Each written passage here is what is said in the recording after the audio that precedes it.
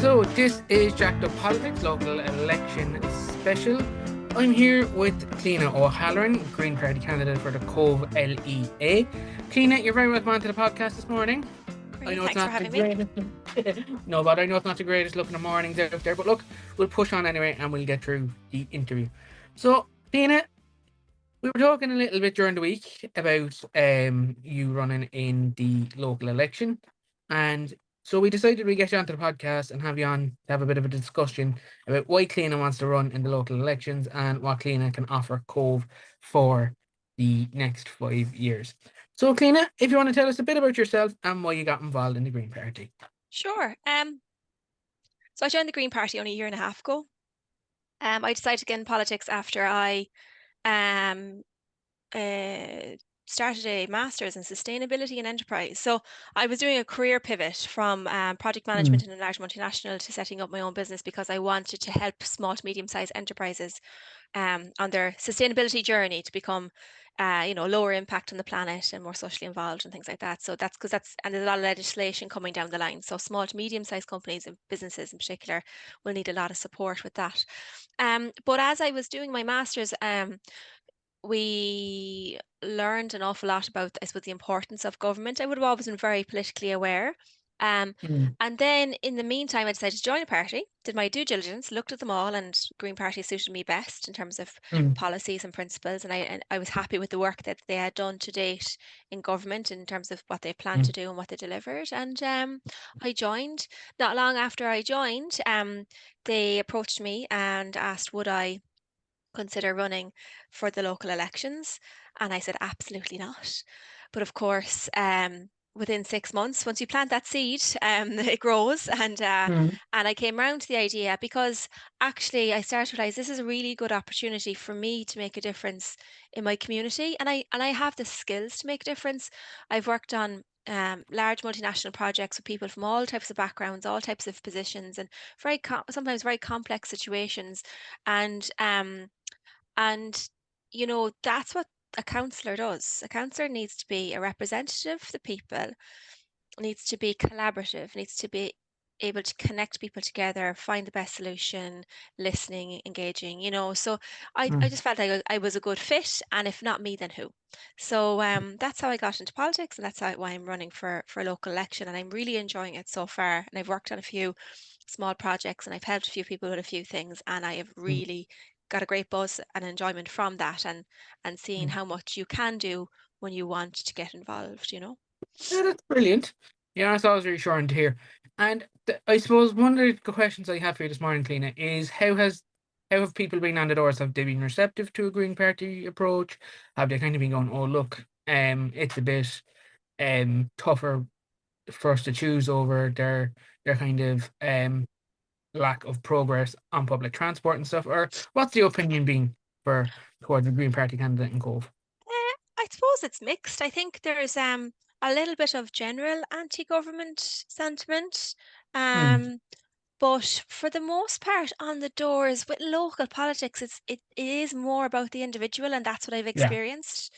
Mm, And 99% of people on the doors are respectful, happy to have a chat, and if someone doesn't want to have a chat, that's perfectly fine too, because you're coming up, you're knocking on someone's door. If they don't want to speak to you, then like, give them the material, say, look, my phone is always on if you want to have a chat. And then but I've really enjoyed the doors, because honestly the toxic stuff and the mm, some of the I suppose, yeah, the difficult stuff is mostly online. The mm, Green Party reception, actually, I think things like the deposit return scheme was probably the most controversial thing we've come up to on the doors, and that's a big change, mm, kind of like the plastic bag levy that people are getting used to. And there has been some mm, teething problems with it at the start, some of the machines aren't working great. I know that's being looked at, but actually, when it comes to public transport, that's a good news story, because there's mm, a lot of work been done there. What Nationally, there's been a 700% increase in rural link bus services. That's connecting mm. rural towns, villages to the nearest big town, and that was one of the key elements of the program for government. for the Greens. But we're not seeing enough of that here in Cork, or here in Yeah. Cobh Municipal District. So that's one, and I've been working on a bus project in Cobh, because and one of the areas that needs to be better service is Ballamore, because it's a big Ballamore Walterstown, big population out there. Mm, A lot of people would like to use the bus any age, but particularly a lot of people who are a bit older and they don't want to drive anymore. So it just mm, needs someone to advocate to do that. But there's so much opportunity there. And then we have a great news story on the rail, and that they're going in the right direction in terms of mm, 10-minute services and things like that. So I think overall, the I suppose the reception of Green Party in the door has been fine. And mm, when people on the doors have concerns and issues, they are usually right. And I'm there to listen, and I've been able to mm, pass on a lot of that information back to HQ, back to the national government, which mm. is good. Yeah. And that's a very good news right here, because I know we're living in a very polarizing political climate at the moment, and I think a lot of people are kind of a bit taken aback by the extent of the polarization in politics in Ireland at the moment. And I think that it's good to hear that people are being receptive to you Mm, and to the Green Party, because I do think we do need a strong Green presence in Ireland if we do want to be carbon neutral by 2050. Now, personally, do I think that's going to happen the way the government are going? I don't think so. I think we do need a bit more of a progressive government to allow that to happen. But look, that's neither here nor there. yeah.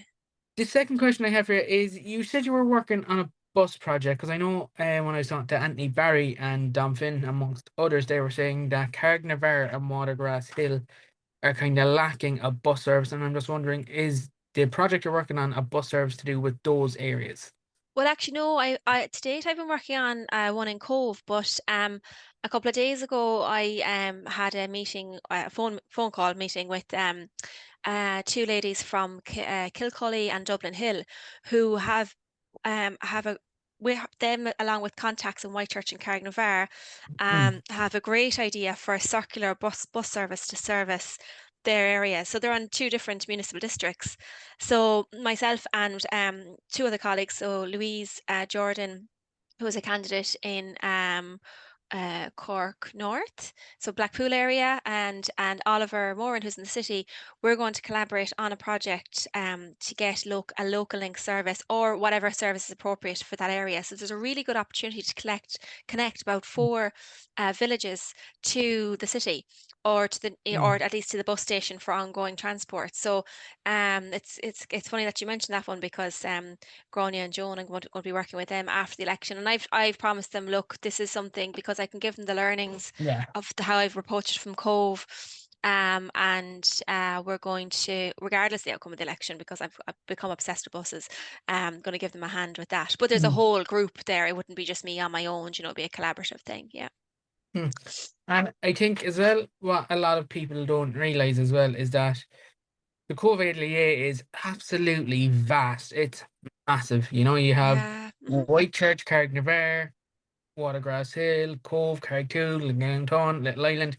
You have some of the largest dormitory towns and villages in the county within the Cobh LEA. And also the Yeah. Cobh LEA is also the economic hub for the entire county. Because if you think about it, Cobh has Cobh LEA has all the factories in Carrigtwohill, all the factories in Little Island, all the factories up at the back of Glanmire, Yeah. that are up of ground Watergrass Hill.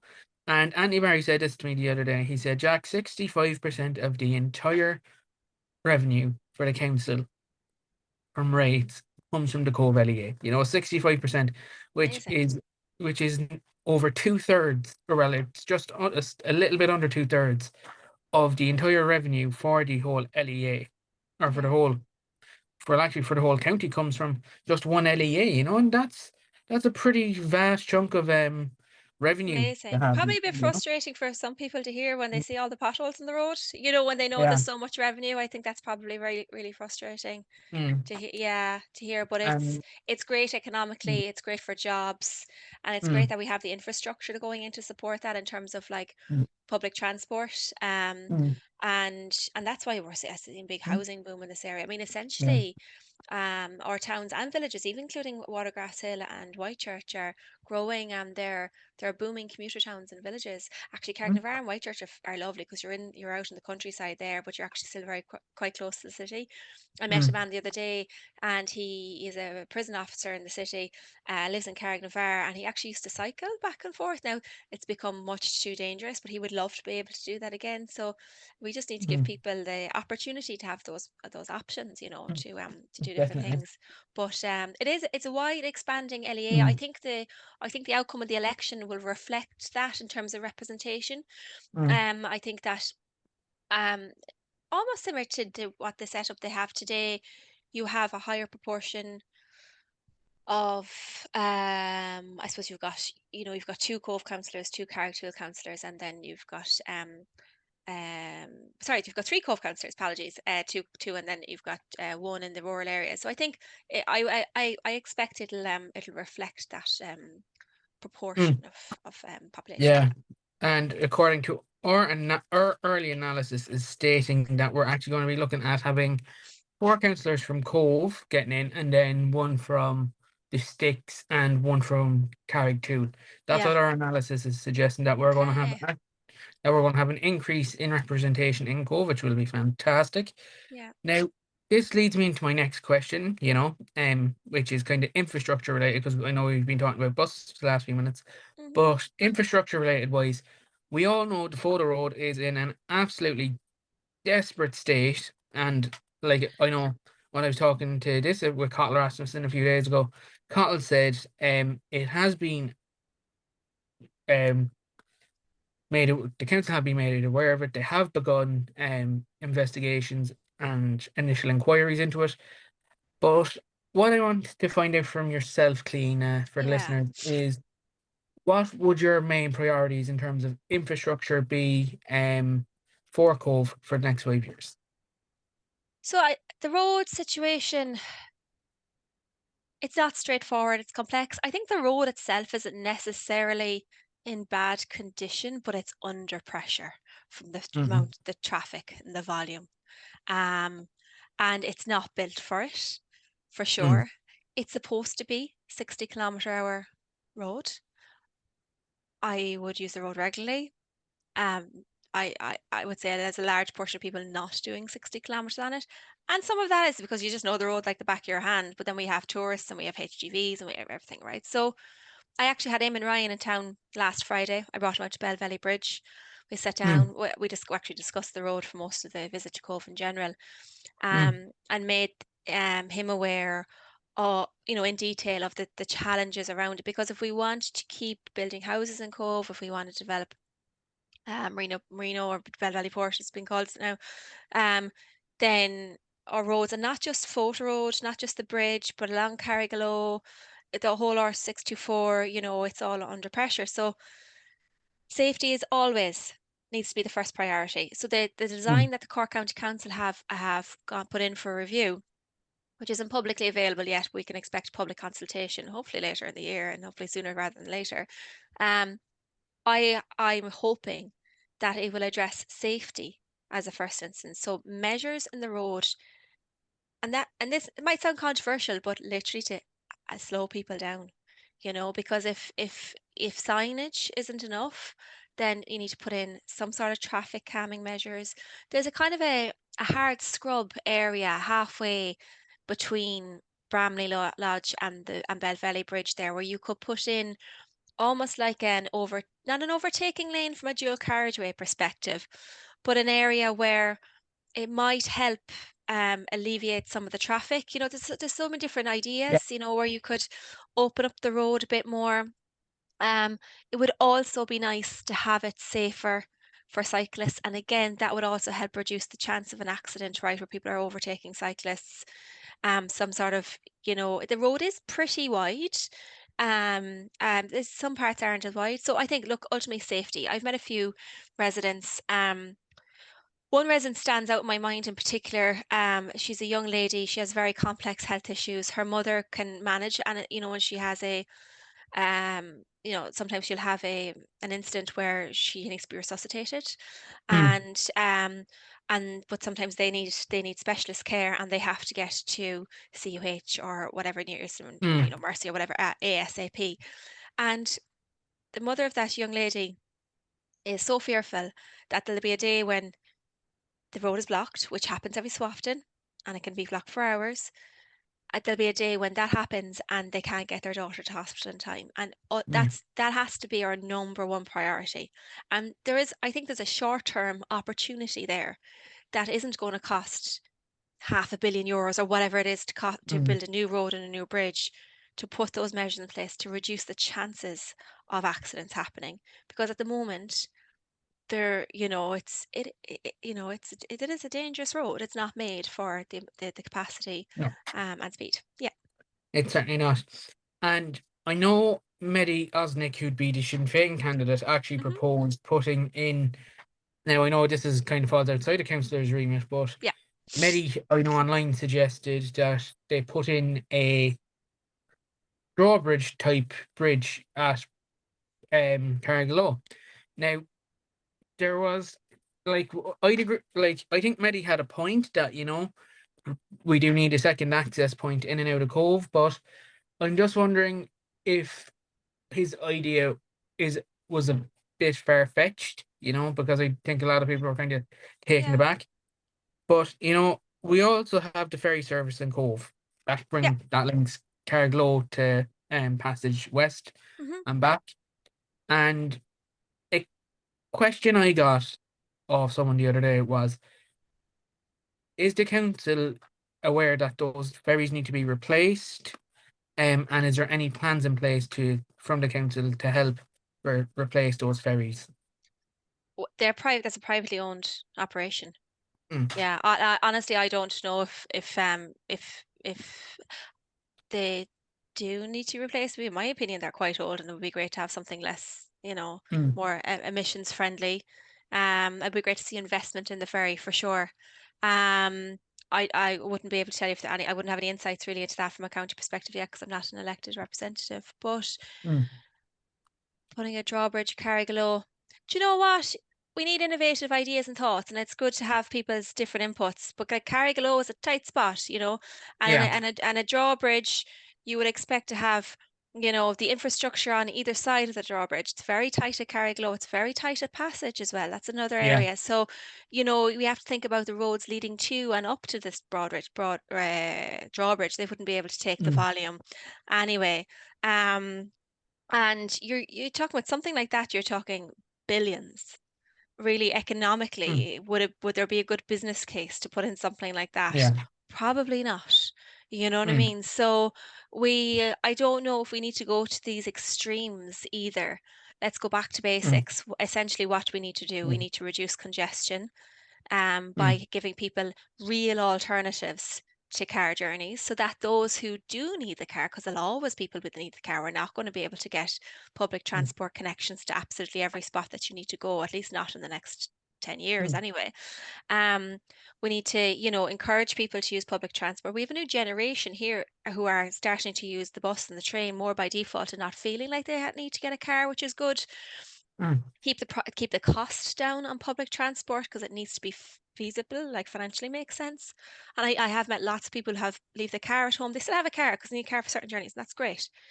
They leave the car at home, they get the train to work, less stress, and then the 10-minute services in the train means that they're not rushing out to work for the train. If they miss it, it's not a disaster. They just get the next one. So you should be able Mm. to rock up to a bus stop and a train station in Cobh, Carrigtwohill, in Glounthaune every 15 minutes now, Little Island, any of these really densely populated areas, and not have to check the timetable, know that there's one coming along. So giving people real alternatives to cars, to car journeys, and that will take the pressure off the road. I think though, so that's the residential traffic. I think the other thing, which is a very valid concern by many, is if we're going to develop the former IFI site there, Mm. in Marina Point, you know, the process of developing down there will bring construction traffic in, I would imagine. Mm. So the when you get to the point of operational, whatever's going in there, there definitely needs to be an investment in rail freight as much as possible. So if we have Yeah. goods and products, rail freight, bring it up to where, closer to Dunkettle, and from there let HGVs take it to Dublin or wherever it needs to go from those large main veins. Mm, So it's complex. And we also, the other thing, and then maybe people don't care as much or mightn't be as conscious of, is that that road is not on the National Development Plan. It is not a national road. So mm, at least right now, it's not going to be lined up for the millions and millions that bypasses get. That Mallow have a relief road on the waiting list. That's that's millions and millions. So there's a limit even to how much money at this point in time that the road will get. So it's like, what yeah. smart things can we do with essentially a limited budget to make it safer to prevent Mm, deaths in the first place? Yeah. yeah. And I know I was reading into the new rail plan for Cork, which came out last Friday, and I think it was a very interesting plan. But what I saw was there was actually a plan to put a train station into Ballino. Yeah. And I'm just wondering, because people were asking me this, they were like, asked the candidates, Yeah. do they know where they're going to be putting the station in Ballino? So I said, I'd ask for Yeah. in So fairness, yeah, so it's funny, there's plan and there's idea. Okay. So the yeah, idea is to put one into Ballino. And I mm, would imagine there's been an initial due diligence to ensure that that's actually a feasible idea, you know.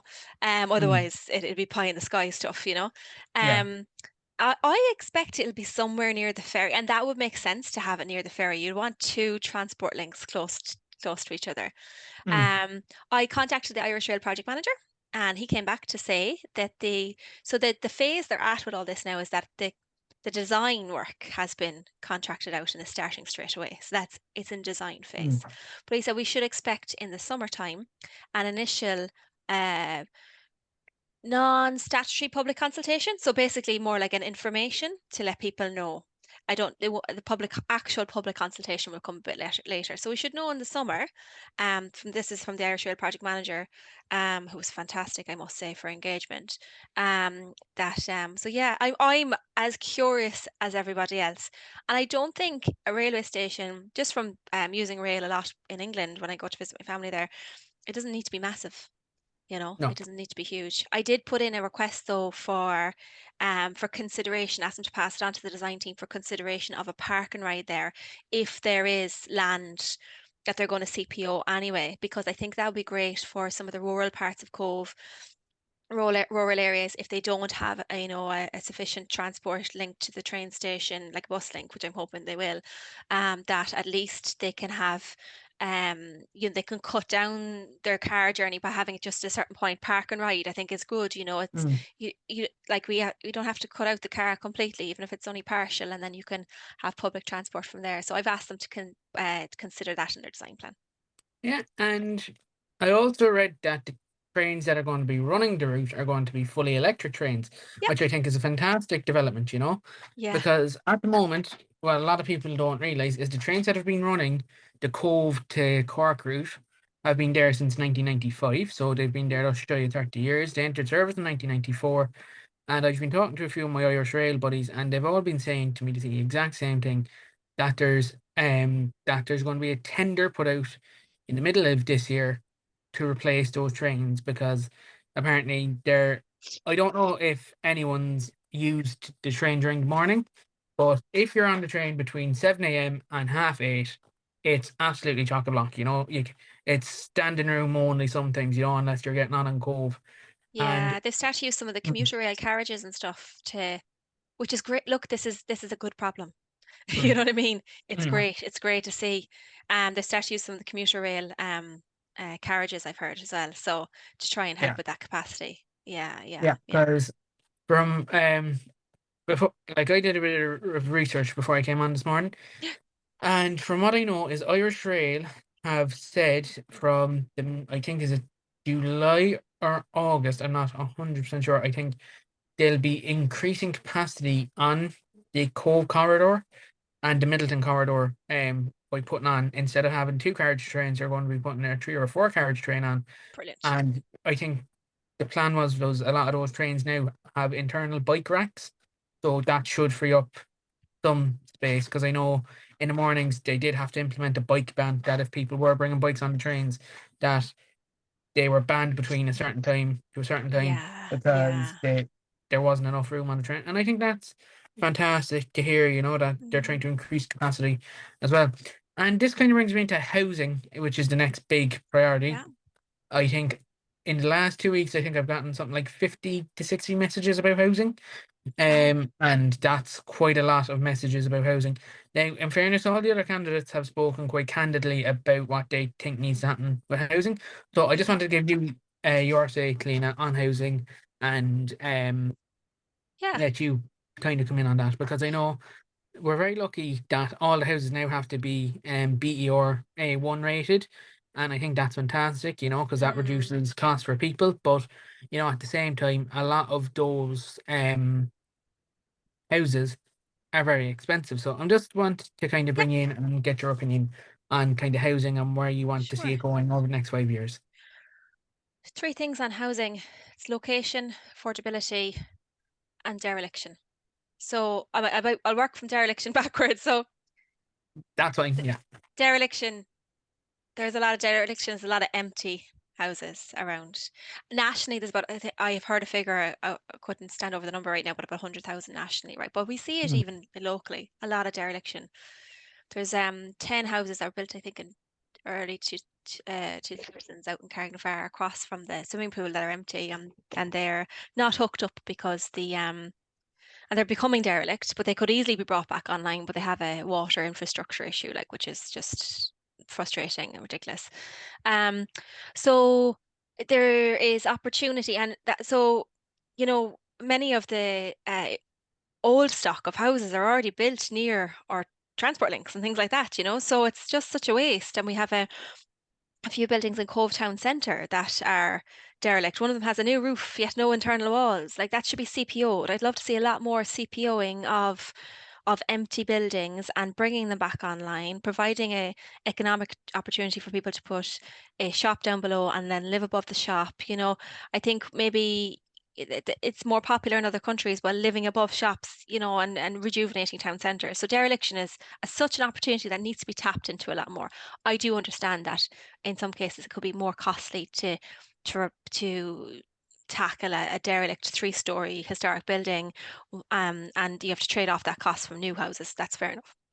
The mm, second thing is location.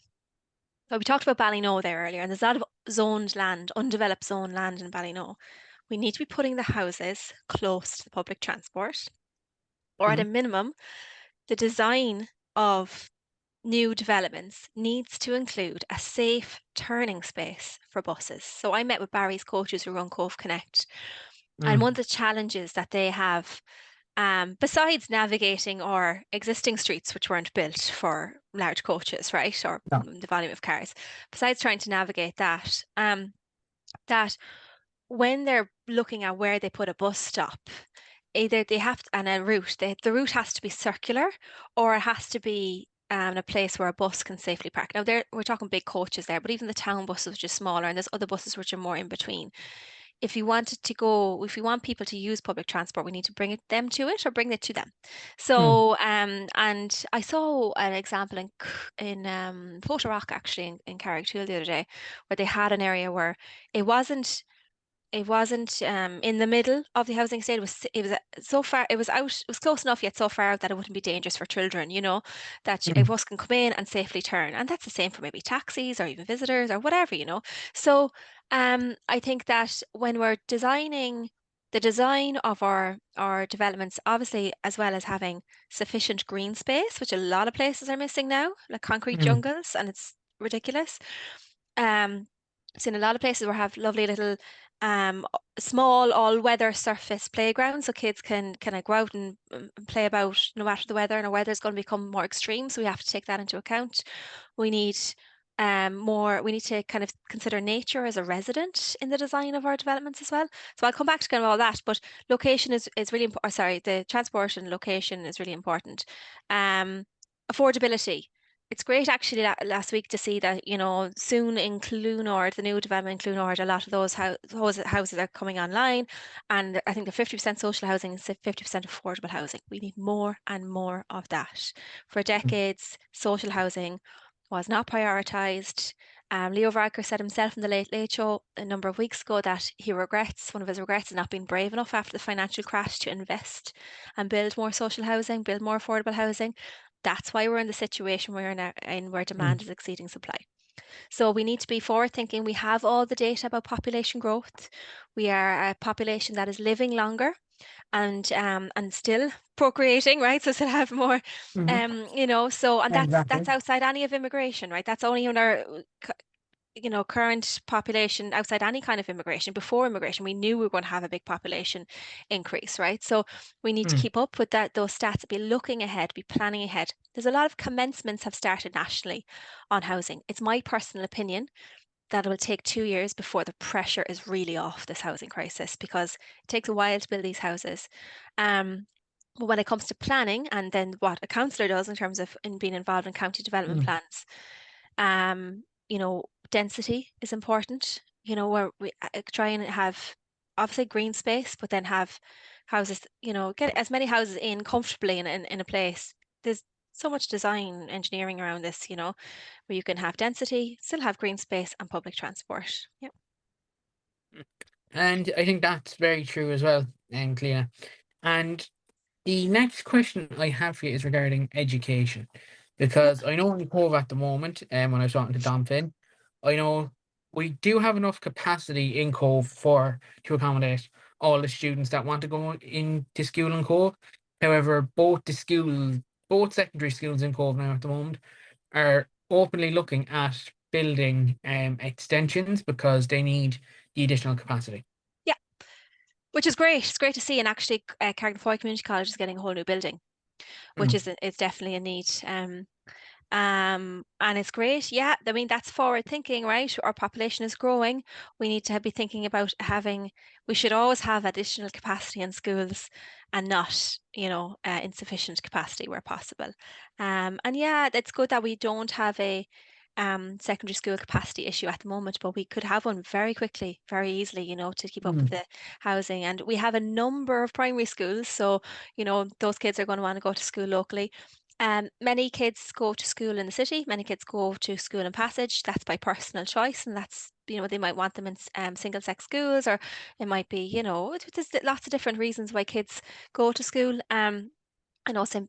Peter's over in Passage is a particularly popular school, and like that, if that's a choice that they want to make, they need to be accommodated to get there safely. So, like, we need a footpath down Hill, so they can go across the ferry safely and things like that. So, um, yeah, and then it's great to see. It's great to see the schools are thinking ahead, and there are schools in Wicklow.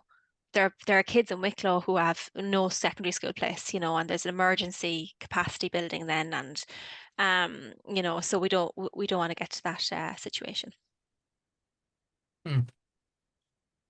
And I suppose another question I have here is regarding the primary healthcare centre in Cobh, Yeah, and the fact that it's being underutilized because you mentioned earlier that, you know, um, the because of the Fota road, there's a lot of volume of traffic on that road daily, yeah, and kind of like the primary care centre was there to be the primary point of contact between the general public and the HSE, right? And quite a lot of questions were asked recently of why aren't the HSE doing more with that center? Because like if you get a cut or a scrape now, like when I mean a cut or scrape, I don't mean like fall and cut your knee or bat your elbow or whatever. But like if you're out and you're at a rugby match, for instance, yeah. and you say you get Laceration of some hit, sort, yeah, yeah, stitches. yeah, Yeah, and you have yeah, to get yeah. stitches. You have to go all the way up to CUH, or you have to That's go all the mad. way up to the emergency, right? And you could be Yeah, waiting 8, 9 hours. Whereas yeah, if we had a minor injury unit or medical assessment unit in Cove, in the primary care centre, I think that could take a lot of pressure off of the HSE. Because I yeah. remember, I don't know if you remember this yourself, Cleena, but I remember about 20, 25 years, well, not 25 years ago, because I'd be a You bit go young to to Cobh remember that. Hospital. Yeah, that Yeah, like you could go up to the hospital, and yeah. get your stitch or stitches put in or Uh-huh. whatever. Because I remember when you went into Cove Hospital, you kind of had like a doctor's room just there immediately, and they left to the hospital. And if you kind of fell and hurt yourself, but they didn't think you needed to go to the hospital, you kind of got brought up there, you got to see the doctor, and he'd kind of make a decision on what would happen with you. Yeah, yeah. And I'm just thinking, do you think we kind of need to go back to that kind of local Yeah. healthcare? Where kind of like a lot of the stuff that happens, you can kind of get stitching done. Yeah, minor Um, injury unit, as you said. yeah. Definitely. I absolutely. I can't imagine anyone would think that wasn't a good idea. I'm only going to make some assumptions now because I don't know. Mm, The healthcare system, resource-wise, I'd say it's difficult at the moment. They don't have enough resources. They don't have enough doctors and nurses, etc. mm, as it is. A lot of that comes back to housing. So many of the problems we have comes back to a lack of housing and a lack of building housing 15, 20 years ago, and now we're at this capacity issue.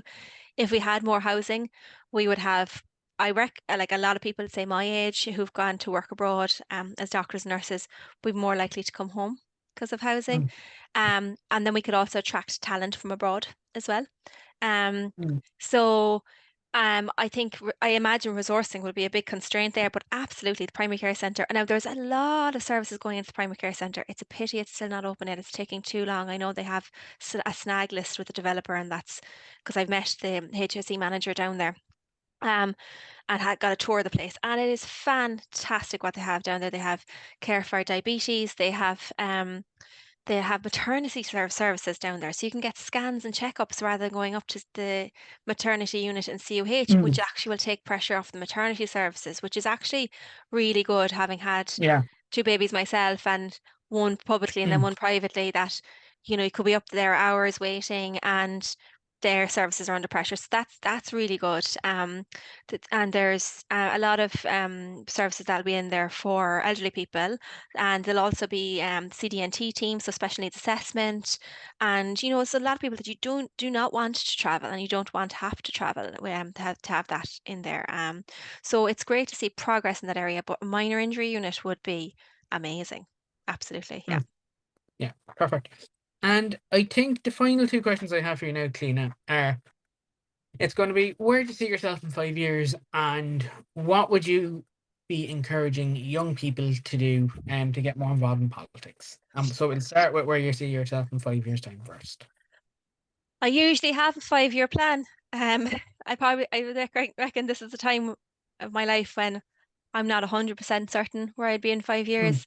There's one part of my one hat that I wear is that I've set up my own business being to do sustainability consulting for small to medium-sized enterprises. So I'm hoping that I'll have had a lot of clients in that area and helped a lot of businesses. So that's one goal. mm, I would like to say that in 5 years' time, I've been a really good counsellor and achieved loads locally and made a difference.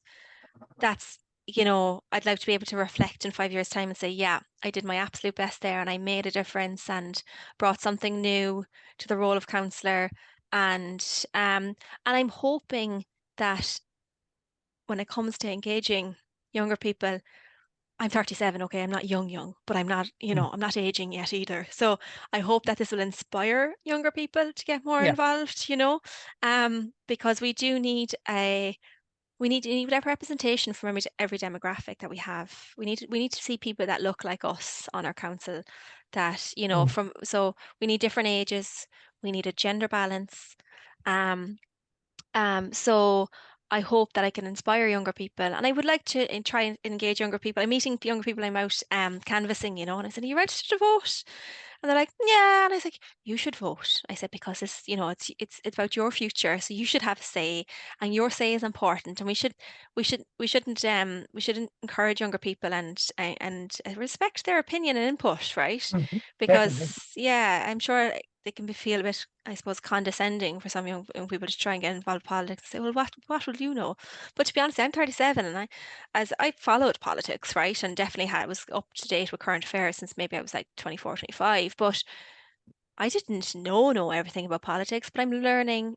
I've learned a lot in the last year and a half. Mm, I'm learning all the time. So I don't think age should be a barrier. One of the yeah. Green Party policies will be to reduce the voting age to 16. And I think that'll be a great way to get people involved and thinking about politics earlier and thinking about the decisions that are being made that affects their future. Definitely. And I think, like, lowering the voting age to 16 is a great idea. Because kind of like that gets more people involved, and Yeah, like, um, that quite a lot of young people would listen to this podcast. great. So kind of like, like a big chunk of my age demographic are people that are age between 24 and 39 years of age. So, demographics that are in our kind of age group. And, I have a big chunk of 18 to 24-year-olds that listen as well, Brilliant. and I think, like, what I like to say to people is that, like, politics is what you make it, like politics is like, even though we live in a very polarizing political climate at the moment, I think that there needs to be more crossing of the aisle, as they'd say in America, like being able to work across the bench and kind of work for the common good of the country rather than personal interest. Because I know, in Yeah, fairness to Fianna Fáil and Fine Gael, they've gotten slated for not doing enough on housing and healthcare. But the problem there is that a lot of people don't seem to realise that healthcare is a bottomless pit of worms, that, like, you yeah, fix one problem and 30 more take its place. You fix yeah, those 30 more problems and you have 1,200 problems taking their place. So yeah. I think I feel sorry for the government in one way with the healthcare system, because it's it's a bottomless pit of constantly needing better solutions of doing stuff. Yeah, Housing's the same. But I do think that we are kind of living in a very trying time, and I will be very interested to see the results of the local election, because I think that'll give us a very good feeling for the national. general election, Yeah. Mm-hmm. and I know I was talking to a candidate yesterday, and they're pretty adamant that we'll actually be looking at an election in November of this year. Sure. So, and I think that will be very interesting. And I know you said yourself, Cleena, that you kind of like don't know where you'll see yourself in 5 years. Hopefully you'll have been done a good job as a counsellor, and you hope that your sustainability consultancy business will do well. And look, we're all rooting for you. I know I'm rooting for you. Um and another thing that I want to finish off with is there any advice you want to give the listeners for next next week when it comes to getting out and voting? I think do your homework, you know, sit down, do a bit of research, try to ignore as much as possible outrage and stuff on social media. Think Mm, critically. What is this person standing for and why? Are they doing it for the right reasons? What's their reputation like? I think it's good to look at someone's reputation, especially if they're a sitting councillor, or even if they're not, even if they're a new candidate. What do you think what's coming across as their real motivations? There are mm, some people who are doing this for the right reasons, and there are some people who are doing it that's not for the right reasons. no. It's for its ego or power, When, or just to cause trouble, or that's my own personal opinion. There are mm, some people who are just not, they're not doing it for the right reasons. They don't really fully understand the community. They're not listening to the community. So mm, is the person, are the people that you want to put as your one, two, three, four, whatever. I know it's generally advised that you fill out the whole form.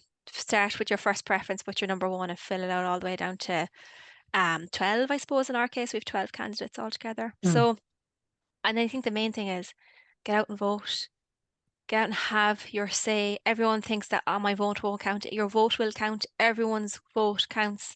We have a mm, democracy to protect. Our democracy in general is at risk. It's at risk yeah. across the world. There are many uh, groups that would love to see our democracy break down, would love to see more of an autocracy or whatever, like a different, a Autocracy, yeah. fascist kind of, yeah, Mm, who might claim they want a democracy, but they don't. So I think and ultimately at the end of the day is it is a local, do you feel this person reflects um, your ethos, your principles locally? Do you think they could represent you? That's what I would mm. say. Yeah. Now, I just want to thank you for coming on today, Cleena. I know it's very kind of difficult sometimes coming on these podcasts and talking. about an upcoming election, Sure. because you know, it can kind of be like, oh, if I do this now, will it kind of boost my popularity and all this jazz? And look, we want to say thanks for coming on, because we Oh, know no it's not even worries. something I love for the these things. chats. It's all good. I love talking, and I think it's important to have different forms of media to talk to Exactly. people. And I think hearing someone speak feels a bit more genuine than seeing a poster, because it doesn't tell you anything about the Mm, person, no, and leaflets still only tell you so much. mm, So I hope that this exactly. has been useful for people to know me a bit Mm, better as well. So yeah. and thank you for inviting me on. And I know we've Yeah, had you're to do a welcome. re-record, so and I appreciate Yeah. that. And Oh, geez. thanks. Yeah. And it's the Mm, questions have not been sim easy, and I appreciate that too. well, you see, part of my job as a political podcaster, folks, is to be fair and to give the candidates the best chance they put their best foot forward going forward for the local elections. Also, it is my job to make sure that the best candidates get elected by bringing them to you, the general public. I would not be doing my job as a podcaster or as a political pundit if I didn't bring the candidates on and let them have their say. And I hope that next Friday that you you vote with your head and nothing else, because you know, I know there's going to be a lot of people that will vote tactically next Friday, because it's human nature, you know. I'm not saying it's not, but there will be a lot of people next Friday that will be tactically voting because they're pissed off. And, you know, I'm not saying they don't have a right to be pissed off. They have every right to be pissed off, you know. I know someone has actually classified my generation as the locked out generation, that they're not going to be able to afford a house. They're not going to be able to afford to move out of home for a very, very long time. And I think what we need to do is we need to kind of understand the root causes of what was causing all these issues. And from talking to all the candidates over the last 2 weeks, I think all of them have all shared a very common vision for Cobh for the next 5 years. And I think that's a very important thing that I want people to hear, is that no matter who you pick, right, they will have your best interests at heart. It mightn't seem like it. You might feel frustrated with them. You might feel angry with them that they're not doing enough. But let me tell you something, folks. The county councillors in Cork are having to do a hell of a lot more with absolutely feck all, and it's making life very tough for them, because I've met up with several councillors or current councillors for Cobh LEA this week, and I can tell you for a fact they are absolutely heartbroken and devastated because they're pushing for more and they're not getting it. So please, please, please take that into consideration before you vote next Friday, because they have all pretty much said the same thing. They're trying to do more with less, and that a bit of understanding for them will go a long way. So, Cliona, we'll wrap up the episode there. Thanks so much for coming on Thank today. you. We'll see you on the next episode. Until next time, this is Jack Politics signing off. We hope you have a great rest of the week, and we'll talk to you later on. Bye bye. I get it. The odds seem stacked back against the wall, but even consider it such, no, you'll stand tall. Sat and watch from the sidelines one too many times. Wicked games we play make me wanna lose.